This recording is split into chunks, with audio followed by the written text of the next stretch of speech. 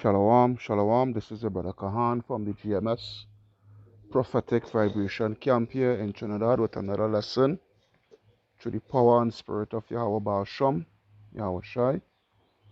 First and foremost, Kal Halayam, La Allah Yanawa, Yahweh Baal Shem, Yahweh Shai, Baal Shem, Makar Kodash, Barakata Yahweh, Barakata Yahweh Shai, Barakata Yahweh, Barakata Yahweh Shai, Barakata Yahweh, Barakata Yahweh Shai.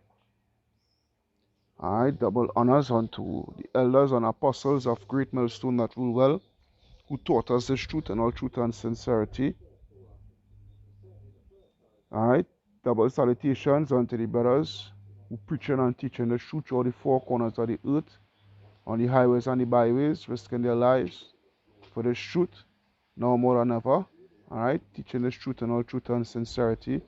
Shalom unto the speckled blood Israelites who looks like the other nations, but are Israel through their forefatherly lineage. And shalom. Shalom unto the very few but faithful Akawats. Alright. This lesson here is a very serious lesson that we're going into. Alright, we're going into the book of Daniel. Okay, historical lesson. Alright. Daniel chapter 8. The name of this video is simple, the breakdown of Daniel chapter 8, along with historical accounts. Alright, so this scripture I will start with here first is Matthew 13 and 10. It reads, And the disciples came and said unto him, Why speakest thou unto them in parables? And he answered and said unto them, Because it is given unto you. Alright, because it is given unto you to know the mysteries of the kingdom of heaven, but unto them it is not given. Alright? Who is it them? The two-thirds that is outside of this truth. Yahweh Baal Shem Yahweh Shai did not give them the eye salve. Alright? The wisdom, the knowledge, the understanding to understand the mysteries, to break down the parables, to understand the parables of the scriptures. Alright? Especially the scripture that I'm going into. Alright?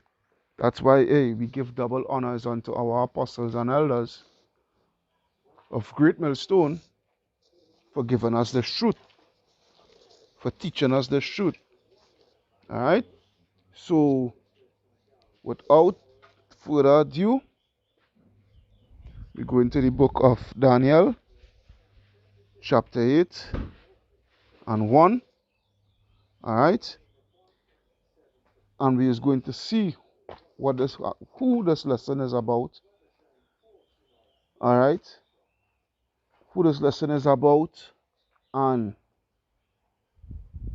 what it plays in today's time also. Okay? So this is it here, Daniel chapter 8, verse 1. In the 3rd year of the reign of King Belshazzar, who was I think was the grandson, but he was of the lineage of oh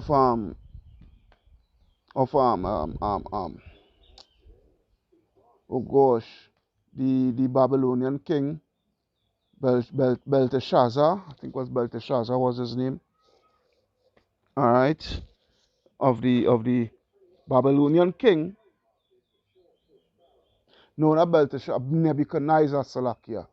So what they are Bashim Yoshai. Alright, he was the grandson of Nebuchadnezzar. Alright, king of Babylon. Okay. So as it read in the 3rd year of the reign of King Belshazzar, a vision appeared unto me, even unto me Daniel, which after that which appeared unto me at the first, and I saw in a vision, and it came to pass when I saw that I was at Shushan in the palace which is in the province of Elam. Alright? And the Elam is where you know today as as well, Elam, the city of Elam, it was situated in Iran, all right, what you know today as modern day Iran, and the Elamites are who you know today as those Iranians, along with the East Indians, the Sri Lankans, the Bangladeshis, all right, Nepal. These people are who you know today as the Elamites. Okay, so it reads, all right, and I saw in a vision, and I was by the river Ulai. Then I lifted up mine eyes and saw, and behold, there stood before the river a ram which had two horns, and the two horns were high, but one was higher than the other, and the higher came up last. All right. So these two horns here in verse 3, these two horns are speaking of the Medo-Persian Empire. Okay? It is speaking about the Medo-Persian Empire. Now, the Medo-Persian Empire, or the nation of the Medes and the Persians, or the Persians and the Medes, all right, was the Medes were Japhetic people. Okay, they were of the lineage of Japhet, while the Persians were the Elamites. All right, and they came together to form a new race and conquer the known world at that time. Okay, hence the empire was known as the Medo-Persian Empire. But as it read here in verse 3, where it says, "But one was higher than the other, and the higher came up last." All right, the higher which came up last was the Persians, because the Persians ended up becoming more mightier than the Medes, and it ended up becoming known as the Persian Empire. Because when you go back to Daniel 7, okay, Daniel 7 and 2, I will start at verse 2. It reads, "Daniel spake and said, I saw in my vision by night, and behold, the four winds of the heaven strove great upon the great sea, and four great beasts," right? Four great beasts, which these four great beasts goes back to the image of the statue that Nebuchadnezzar had dreamt, all right, that he would get the account of in Daniel chapter 2. Okay, and four great beasts came up from the sea, which the sea represents the people. Diverse, the word diverse goes into different, diverse, one from another. The first was like a lion and had eagle wings, all right, which was actually the Assyrians, because the Assyrians, their symbol, their idolic symbol was a lion with wings. So as it said, the first was like a lion and had eagle's wings. I beheld till the wings thereof were plucked off, all right, and it was lifted up from the earth and made to stand upon the feet as a man, and a man's heart was given unto it. Who was that? Nebuchadnezzar, all right, which was of the Babylonians, okay, because the Assyrian Empire, all right, the Assyrians, which their image was like the lion that had eagle wings, and the wings were plucked off. The Assyrians, they were conquered. I just knew that. The Assyrians, all right, they were conquered by the Babylonians. Okay, and the Babylonians, their symbol was the lion. All right. So verse 5, and behold, another beast is second like to a bear, and it raised itself on one side, and it had three ribs in the mouth of it, in the mouth of it between the teeth. And they said unto it, Arise, devour much flesh. All right. And that other beast it is speaking about, it is speaking of the Medo-Persian Empire.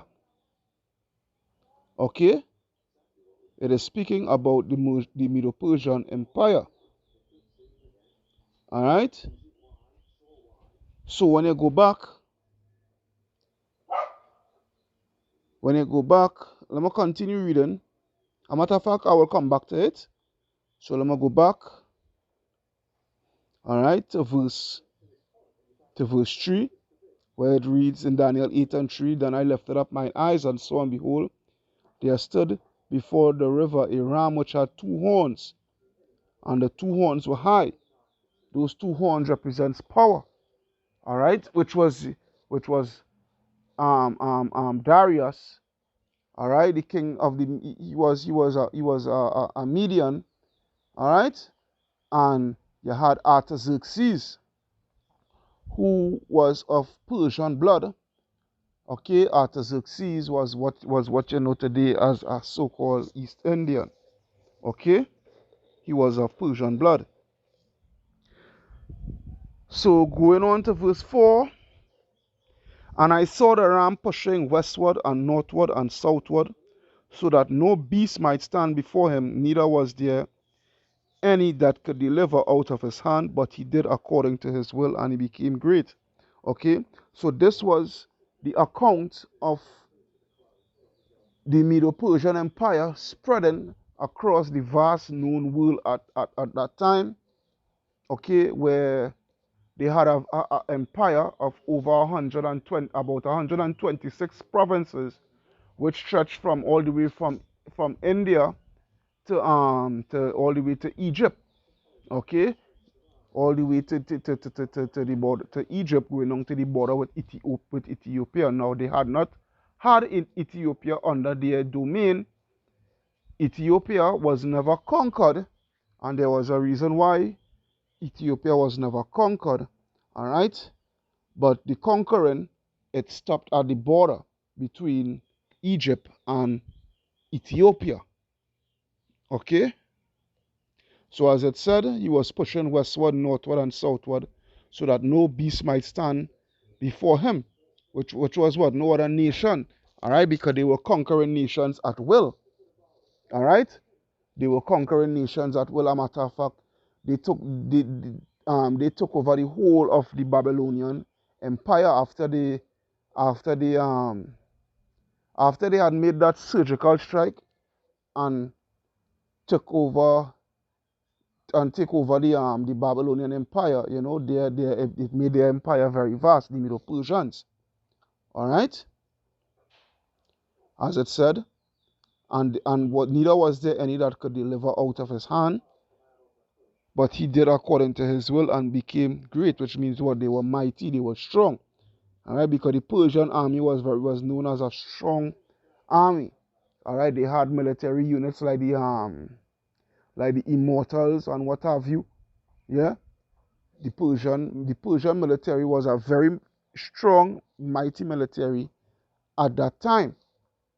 Okay, verse 5, and as I considered, behold, an he-goat came from the west of the face of the whole earth, and touched not the ground, and the goat had a notable horn between his eyes. Okay, so now let's go back to Daniel 7. All right, Daniel 7, and I'll read over verse 5, but the point is verse 6. And behold, another beast is second like to a bear. All right, and it raised up itself on one side. All right, and it had three ribs in the mouth of it, between the teeth of it. All right, and they said unto it, Arise, devour much flesh. This was the Medo-Persian Empire, because the Medes, as I said, the Medes were the stronger ones at first.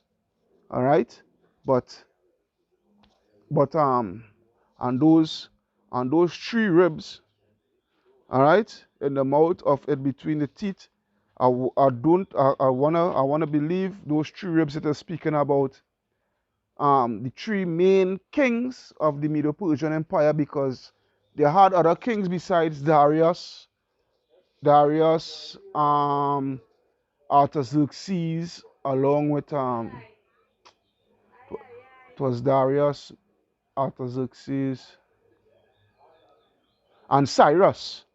All right, I want to believe those three represent the three ribs. I do not know. I'm not going to push it as a doctrine. I would have to get more on it from the elders. Okay, so please do not take it as a doctrine. All right, but I would want to believe it is speaking of that.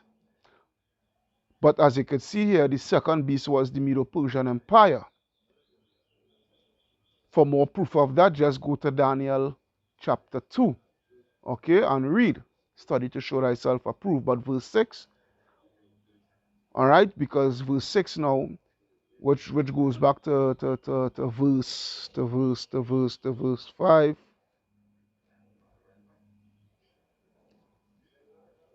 Yeah, verse 5 in Daniel 8. All right, let's see who is this. Verse 6, Daniel 7, verse 6. And after this I behold, and lo, another like a leopard, which had upon the back of it 4 wings of a fowl. All right, the beast also had 4 heads, and dominion was given to it. Now, this is the essence of the lesson here. This here in Daniel 7 and 6, which is linking all the way to Daniel 8 and 5 and onwards, it is speaking about Alexander the Great. Okay? Because Alexander the Great was prophesied in the scriptures, notably in the book of Daniel. But the thing is, the Alexander, he was not named in the book of Daniel as being that third beast likened unto a leopard. Okay, he was not named. But we will show you, I will show you later on in the lesson where he was named. Okay, so, and after this, behold, I beheld, and lo, another like a leopard, because Alexander was known for, on his conquest, for having a leopard's head upon his head. Okay? A leopard represents swiftness and fierceness. Okay? And Alexander, his campaign of conquest was very swift and fierce. All right? Which had upon the back of it 4 wings of a fowl. All right? The beast also had 4 heads, and was given, and dominion was given to it. So, what was that? What was those 4 wings or those 4 heads? It was speaking of the generals that took dominion over Alexander the Great kingdom after his passing, after his death. All right? So let's go back now to Daniel chapter 8, verse 5 again. And as I was considering, behold, an he-goat came from the west of the face of the whole earth, and touched not the ground, and the goat had a notable horn between his eyes, which was who? The Alexander. Okay? That goat, it is speaking about Esau Edom. Okay? Because this Alexander represents Esau Edom prominence of coming into power. All right? Esau Edom, first existence of coming into world dominance, world power, was through Alexander the Great. Okay? So it reads, verse 6, and he came to the ram that had 2 horns. All right? Because it was Alexander was the man to take down the Medo-Persian Empire. Okay? And he came to the ram that had 2 horns, which I had seen standing before the river, and ran unto him in the fury of his power. Okay? Remember, the scripture is all types, metaphors, and allegories, parables. That's why I went to the Matthew 13 and 10. All right? Because if you don't understand, if the Most High didn't give you the Spirit, okay? That's why when you go to, just bear with me, Amos 6, just bear with me. Amos 3 and 6. Amos 3 and verse 6. Alright, well, verse 7, Salakia, verse 7, Amos 3 and 7.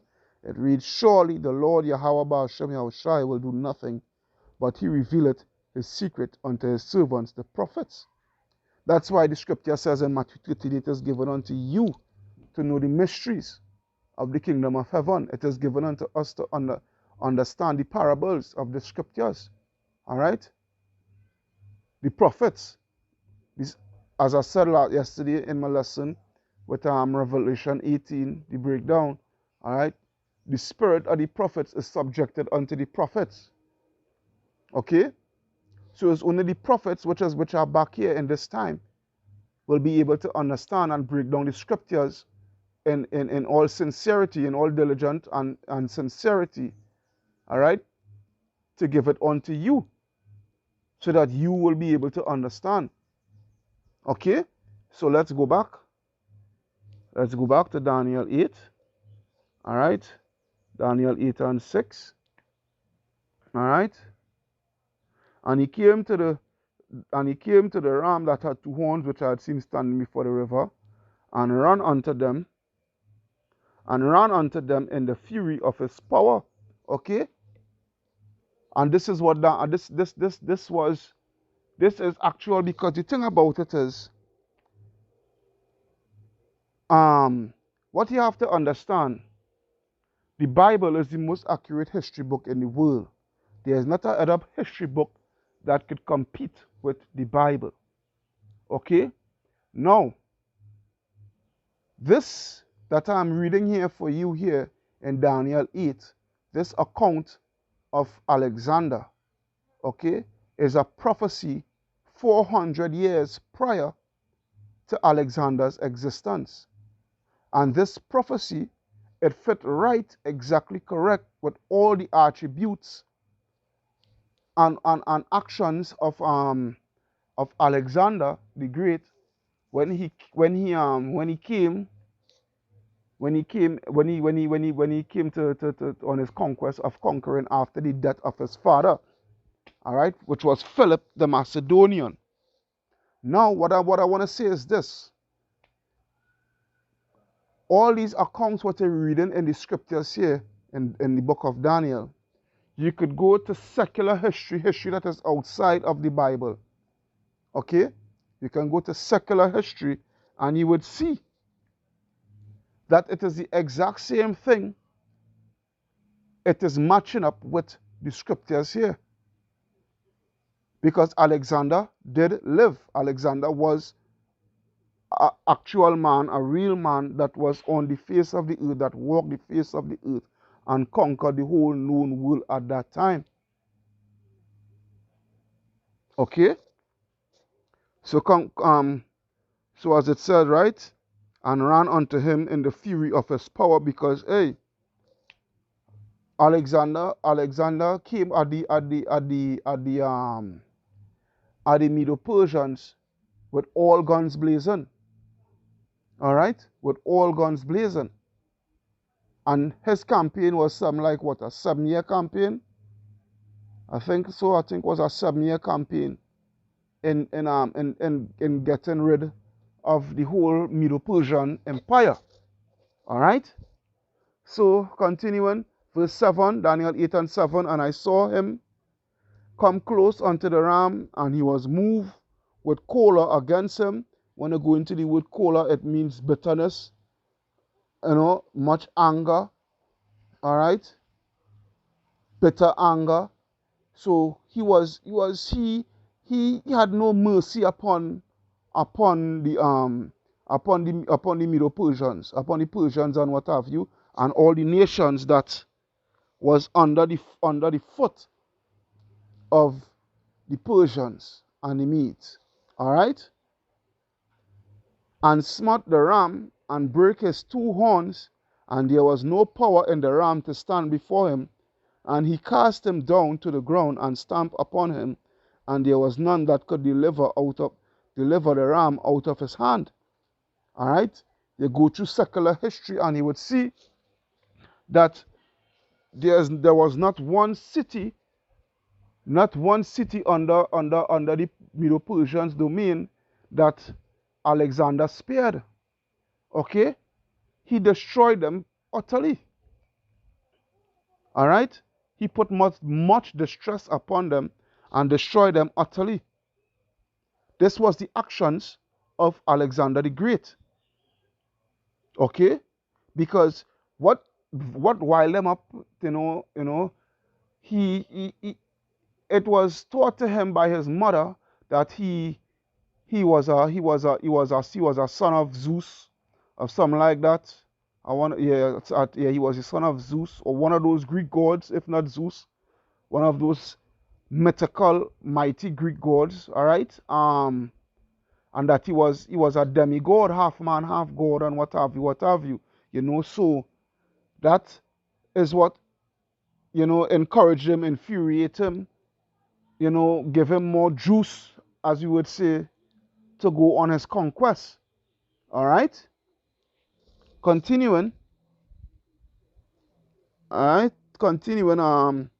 Verse 8. Therefore, the he goat waxed very great. Yeah, the he goat waxed very great, and when he was strong, the great horn was broken, and for it came up 4 notable ones towards the 4 winds of the heaven. Now, those 4 notable ones, who it is speaking about? Let's go back again to Daniel 7, okay, and 5, no, and 6 Salakia, where it reads, and after this I beheld, and lo, another leopard, which had upon the back of it 4 wings of a fowl. All right, the beast had also 4 heads, and dominion was given unto it. Okay, so as you could see there, all right, it is speaking about Alexander's 4 generals. And to bring more proof, because I didn't want to go as yet, but I think I would have to go there. All right, to bring more proof about it. All right, number 1, to prove that he goat, it is speaking about Alexander, but the goat itself, that word goat, it is speaking about Esau, Edom. All right. And number 2, to prove that it is speaking about Alexander 4 general. Let me go to prove the first one first. Isaiah 34, and I think is 5. All right. Isaiah 34 and 5, I'll read verse 5. For my sword shall be bade in heaven. Behold, it shall come down upon Idumea and upon the people of my curse to judgment. All right. Idumea is the Greek word for saying Esau, Edom. All right. Verse 6. The sword of the Lord is filled with the blood. It is made with fatness and with the blood of lambs and goats. The lambs represent 2/3 of Israel. All right, because they are of the nation. Because Yahweh Shai, all right, he's that lamb of Yahweh Ba'ashem Yahweh Shai of Yahweh Salakia. All right. Along with us, we are that lambs. We represent the lamb. All right, which is the nation of Israel. Okay. All right, and the goats are who? The goats are Esau, Edom. All right. The scripture in Matthew speaks about the separation, where he would separate the sheep from the goat. Okay. And with the fat of the kidneys of the rams, which is the other nations. Right? The fat of the kidneys of the rams, it speaks about the other nation. All right. For the Lord had a sacrifice in Bozrah and a great slaughter in the land of Idumea, which is America. Okay. So now let's go to Alexander 4 generals, which is First Maccabees 1 and 1. I will start at to prove something, going all the way back to Daniel chapter 8 and verse 6, verse 5 and 6 respectively. This is Maccabees, First Maccabees 1 and 1, and it happened after that Alexander, the son of Philip the Macedonian. So here is where Alexander is named within the scriptures. Okay? In Daniel, he was not named. But as you can see here, he was named, all right, who came out of the land of Kittim and had smitten Darius, all right, king of the Persians and Medes, right? King of the Persians and Medes, which was the two horns of the ram that we read, that he reigned in his stead the first over Greece, which means what? He was the first so-called white man. Alexander was the first so-called white man to reign in Greece, all right, to take over, all right, because the Grecians, the true Grecians, were so-called black people, were melanated people, all right, of the lineage of Japhet. Verse 2, and he won many wars, and won many strongholds, and slew the kings of the earth, and went through the ends of the earth, and took spoils of many nations, insomuch that the earth was quiet before him. Whereupon he was exalted, and his heart was lifted up. And he gathered a mighty strong host, and ruled over countries and nations and kings, who became tributaries unto him. All right, because hey, he was conquering the Medo-Persian army very quick. All right, and the Empire Salakia, he was conquering them. All right, and all the nations that was not of Persian blood but was subservient unto the Persians. Okay, and after these things, he fell sick and perceived that he should die. Wherefore he called his servants, such as were honorable, and had been brought up with him from his youth, and parted his kingdom among them while he was yet alive. So as you could see here, let me see 7. Look at this 1 and 7. Alright, verse 6, where he said, wherefore he called his servants, such as were honorable, and had been brought up with him from his youth, and parted his kingdom among them. So let's go back to the Daniel. To the Daniel 8 and 6. No, 7, Salakia, let me see.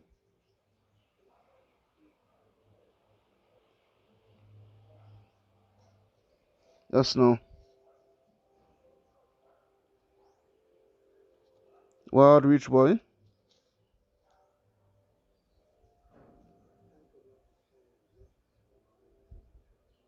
Alright, just hold on, just give me. Alright, verse 8, Salakia.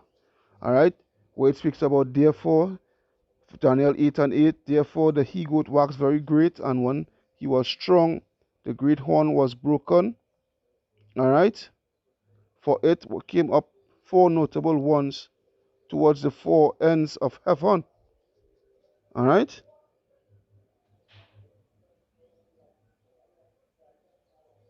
alright. So those 4, alright, those 4 notable ones, they were the 4 generals of Alexander's army, okay, which was Seleucus, Demetrius. I just always forget them, and always. Just be, I wonder if I have it in my lineup. No, I don't have it in my lineup. Just bear with me. Just bear with me.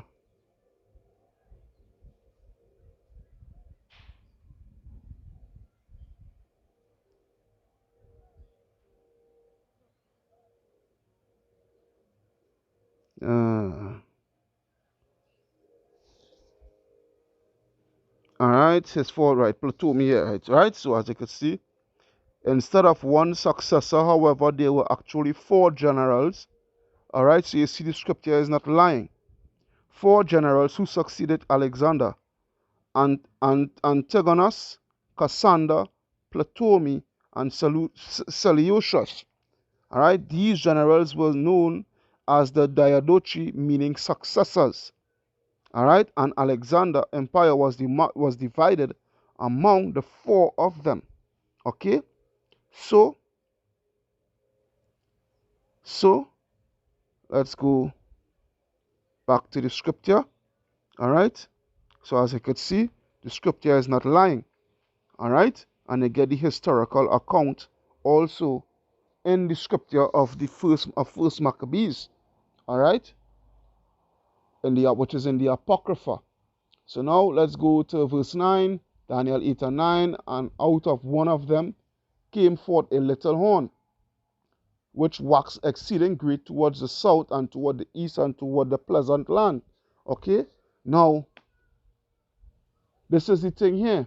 That little horn that is speaking about, which came out of the one of the four, that is speaking about Antiochus.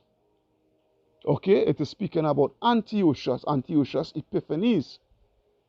All right, and he was the one to cause a lot of trouble in the land of Israel. All right, because he wanted to bring all the nations under one and follow his laws, especially the nation of Israel. Because the thing is, when you go back to Daniel, just bear with, not Daniel, Maccabees, just bear with me. Maccabees, because this is very important. This lesson might be a bit long, yes, but it is very important.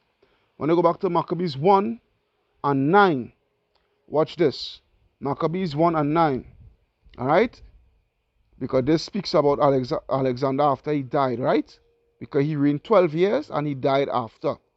So when it come down to 9, and it reads, and after this they all put crowns upon themselves. Who is that? Who is that put crowns upon themselves? His 4 generals. Alright? In which his kingdom was divided up into. So did their sons after them many years, and evils were multiplied in the earth. Alright? So, a lot of people will think it was Alexander that brought the evils upon the nation of Israel. No, it was not Alexander. Okay? It was not Alexander. It was the 4 generals and Antiochus Epiphanes. Because when Alexander came on the scene, I have a little bit written history here. Let me see how quick I could read and explain. This is very, very, very much important. All right. So this is it here, because I'm going to go through the book of Josephus. All right. All right. The Antiquity of the Jews, book 11, chapter 8 and paragraph 4. All right. It speaks about a Persian named Sanballat who wanted to rebuild the temple and dethrone the high priest, all right, and dethrone the high priest at the time whose name was Judea, all right, to dethrone the high priest and put the high priest's brother. He wanted to put the high priest's brother, and this remind me of what? We go back to the book of Maccabees, 2nd Maccabees chapter I think was chapter 2, yeah, chapter 2, where it speaks about Jason, who wanted to kill, well, actually he killed his own brother Onias so that he could become high priest. All right? Nothing new under the sun. You could go and read that account yourself in 2nd Maccabees. All right? So where it speaks about, right, he wanted to give Judea's brother the high priest, and give Judea brother his sister or his daughter or something like that, so 1 out of the 2, to marry, so that they could claim to be Israelites, because Sanballat, he was a Persian. All right? He was a Persian. He was not Israel. All right? He was a Persian. Okay? All right? All right? And the thing is, when Alexander came, this is things they wouldn't teach you in history. When Alexander came, because before he even came to the land of Israel, he had sent word unto the king and unto the high priest, that don't be afraid, just because I know you're already in league with the Persians and what have you. just I know you're in league with Cyrus, it was Darius, but break off that league and all the men that is be sent to serve in their army and the rations, the food and what have you, just send them to me, make league with me, and everything will be okay. All right, but he could the king and the high priest they were afraid to do so. All right, because remember they were already under the clutches of the Persians. So when Alexander didn't get back word, he was quite angry, what have you, but he was already on a campaign with conquering the Tyre and Zidon. But after that, he made his way to Jerusalem, and by making his way to Jerusalem, when he was greeted, he was much well welcomed, okay, by the high priest and also the king of Israel at that time. All right, and he was greeted well and what have you, and he was even shown in the scriptures, right? Because he had visions. He had vision, just as the high priest who was frightened, but he prayed unto the Most High God, and the Most High God showed him in a dream that, hey, don't be frightened. When he comes, open up the gates, what have you, greet him, give him a warm welcome, what have you. And when Alexander saw the breastplate of Yahweh Ba'ashem Yahushai, all right, on the priest's neck, he remembered in the vision of Yahweh Ba'ashem Yahushai showing him that he will be successful in his campaign of bringing down the Medo-Persian Empire, and he was even shown through the scriptures, through the book of Daniel, which was 400 years before that, hey, you were prophesied in the scriptures, and everything that had take part with you on your conquest, it is here written in the scriptures. All right, and because of that, he dealt fairly with Israel. He made us, to make a long story short, he made us follow our laws. He kept us to follow our laws and what have you. All right, and a lot in these nations, they were very much angry that Alexander was dealing with us fairly compared to how he was dealing with them. But that is for another lesson for another time. All right. So, as it read here, but the hard was to bring it out to give you the understanding for verse 9 and onwards, where it speaks about, and out of one of them came forth a little horn, which was Antiochus. Because when you go and read in the Apocrypha, First Maccabees, Second Maccabees, all chapters, okay, and you read about Antiochus, you would see that Antiochus was a very wicked man towards the children of Israel. All right? Along with Seleucus and Ptolemy and Antigonus and what have you. All right? Demetrius, all these men were wicked men towards Israel. All right? Especially Antiochus. All right? When Alexander died and these men came into power, that's when evil started to multiply, Salakia, upon the face of the earth. All right? And when you go down to verse 10, it was in 2 Maccabees 1 and 10. I mean, 1 Maccabees 1 and 10, you would see where it read about, and there came forth a wicked root, Antiochus, surname Epiphanes. All right? He was a very wicked man. But continuing, Daniel 8 and 10, and it waxed great, even the host of heaven, and it waxed great even to the host of heaven. Right? What that goes into the temple and what have you. They were the ones doing all sorts of wickedness in the temples and what have you. All right? Whoredom and homosexuality and the orgies and the idol worship and all these things in the temple. All right? All these things was happening under the eyes of Antiochus Epiphanes, under his orders. All right? And it waxed great even to the host of heaven, and it cast down some of the hosts and of the stars to the ground and stamped upon them. All right? Which means what? We couldn't have do our worship. We couldn't have continued the laws, statutes, and commandments and what have you under these men. We didn't have that privilege under these men as their forefather Alexander had given unto us. All right? Verse 12, and an horse was given, and an horse was given him against the daily sacrifice by reason of transgression. See what I'm speaking about? And it cast down to the truth. It cast down the truth to the ground, and it practiced and prospered. Because through Antiochus and these men, they made a lot of Israel fall away from their heritage and start following Grecian customs. That's why when they go to the New Testament and they read, for there's neither Jew nor Greek, free nor bond, all right, to the Jews and to the Greeks and what have you, it was not speaking about those so-called white people. It was speaking about Israelites who calling themselves Greeks. All right? The word for that is what? Hellenists. Israelites who are Hellenized, following the ways and customs of the other nations and their religion and what have you, at that time, and calling themselves Grecians. But in truth and in fact, they are Israelites. It's the same thing like here today. All right? But that's for another lesson, for another time.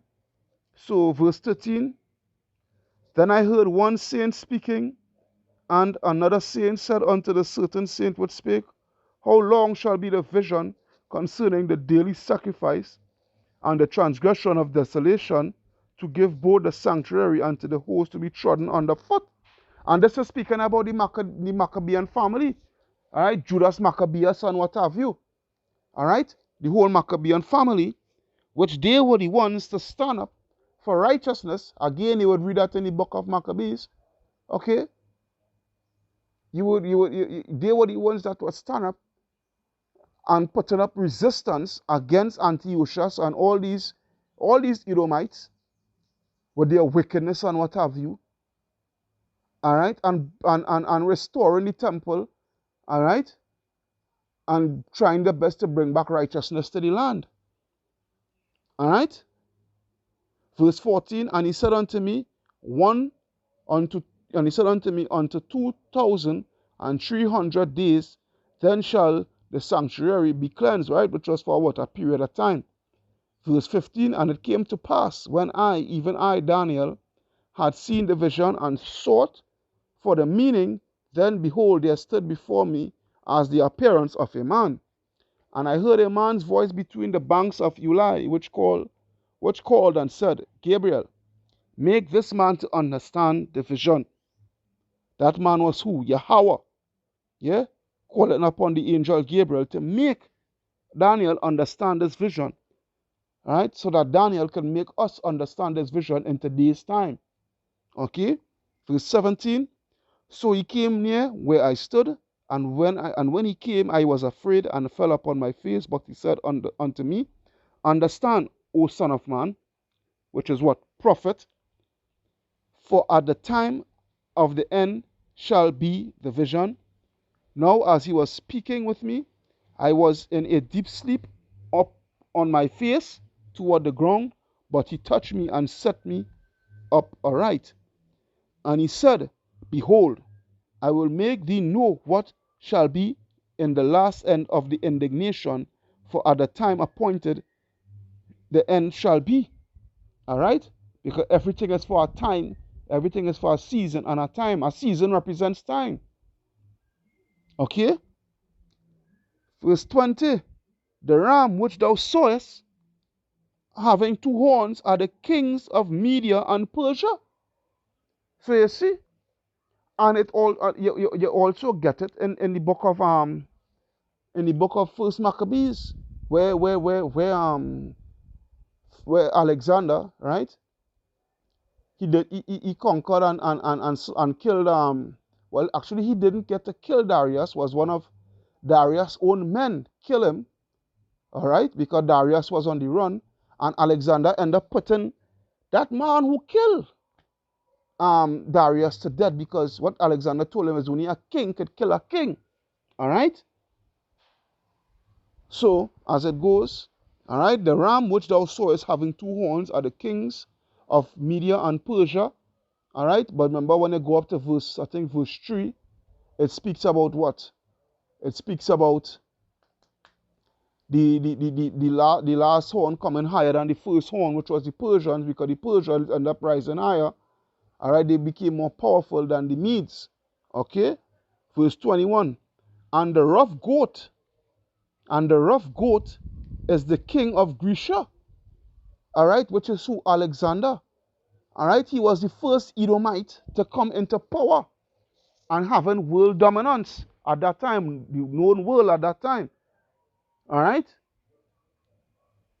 he was the first so-called white man to reign over Greece. All right, and come with the ideologies and the philosophies and what have you. All right. All right, and the great horn that is between his eyes is the first king. All right, he was the first king to rule, the first so-called white man to rule over Greece. Verse 22. Now that being broken, whereas four stood up for it, four kingdoms, which is what? His generals, because remember Alexander reigned for 12 years, then died, and his four generals, they were the ones to take over the kingdom and split it up. All right, but the thing is, it didn't last. Yeah, because there were a lot of infighting. When you go and read the book of Maccabees again, there were a lot of infighting and treachery and betrayal and what have you among these four generals and among their descendants. All right, into conquering each other and having their kingdom until it ended up reaching to the point where some of them had to side with the Romans. All right, with the Romans, and then the Romans had to become stronger, and the Romans take over. All right, and the whole Grecian Empire fell under the Romans, and it became what known as what? The Greco-Roman Empire. All right, but the Romans were the one that was more dominant. Okay, so as it read, and the rough goat is the king of Grecia, and the horn that is between his eyes is the first king. Now that being broken, whereas four stood up for it, four kingdoms shall stand out of the nation, right? Out of the nation, which is what? Esau, Edom, but not in his power. Because why? A kingdom divided, all right, against itself, all right, cannot stand. All right? Verse 24. And in the latter time of their kingdom, when the transgressions are come to the full, a king of fierce countenance and understanding dark sentences shall stand up, which is who? Antiochus. All right? Antiochus. Epiphanes. All right? That wicked root. Verse 24, Salakia. And his power shall be mighty, but not by his own power, and he shall destroy wonderfully, and shall prosper and practice, and shall destroy the mighty and the holy people. All right? When you go and read verse 41, First Maccabees, verse 41 and onwards, all right, you would see the beginning of what he started to do with the children of Israel, that we should leave the laws of our land, don't circumcise our children, the boys, on the 8th day, all right, leave off the sacrifices, profane the Sabbath, eat swine's flesh, all these things, all right, which was a heavy burden upon us. Right? Because under Alexander, we were able to perform these acts of righteousness. Right? Because Antiochus Epiphanes, he did that most importantly for us to forget the law, forget our God, worship him, worship their ideologies, and what have you. All right? Because he wanted all the people to be as one. All right? Which is what? A new world order. He wanted that new world order from under his domain from since back then. This was even before the Messiah came upon the face of the earth. All right? So verse 25, and through his policy, he shall cause craft to prosper in his hand through his policy. All right? Because, hey, it was illegal with his...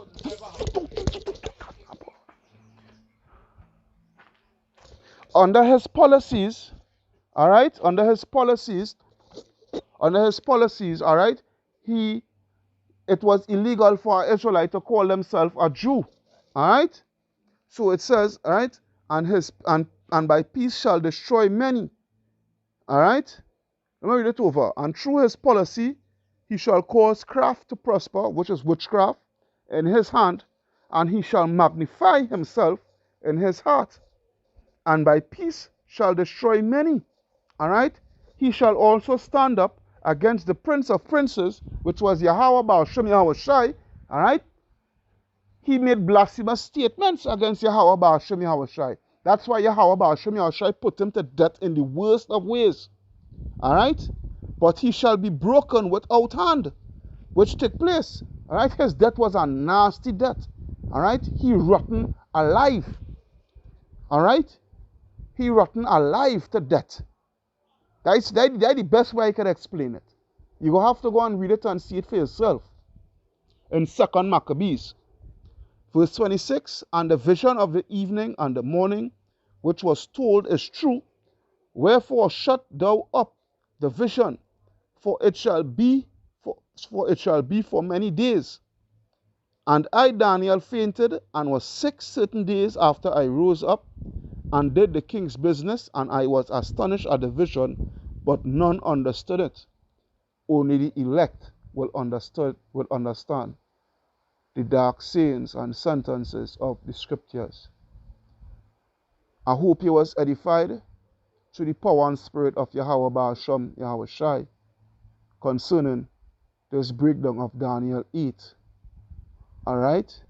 The introduction of Alexander the Great. Alright?